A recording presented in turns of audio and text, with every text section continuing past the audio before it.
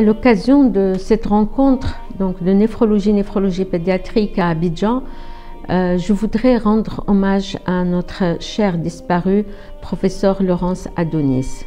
Laurence Adonis était un médecin qui a eu une formation en néphrologie pédiatrique à Trousseau, donc à Paris, qui est retourné à Abidjan pour développer réellement cette spécialité qu'est la néphrologie pédiatrique. Elle était pionnière au niveau de l'Afrique, donc de l'Ouest et l'Afrique francophone en dehors du Maghreb.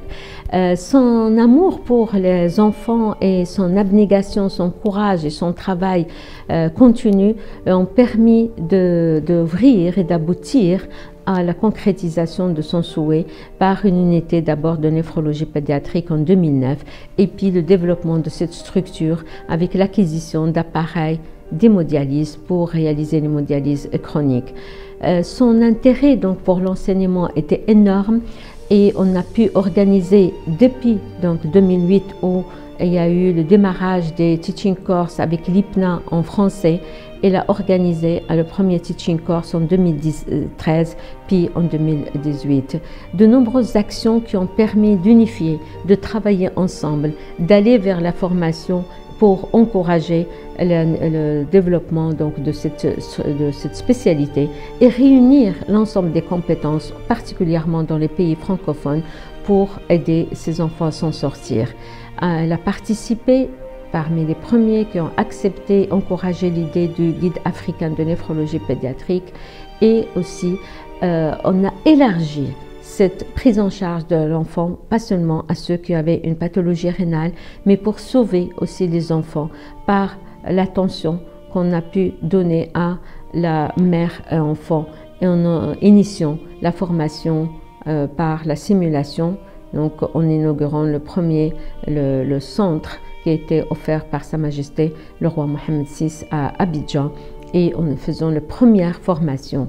On avait beaucoup d'espoir, beaucoup de projets, beaucoup de programmes et lors de sa visite, juste avant son départ à Casablanca en famille, on a pu concrétiser, monter de nombreux projets.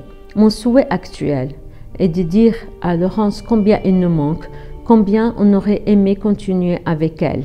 Mais maintenant, nous avons une responsabilité de continuer ce qu'elle aurait aimé, donc unir toutes ces compétences dans le monde francophone africain et aussi à soutenir cette équipe qu'elle a tant aidée, qu'elle a tant fait pour.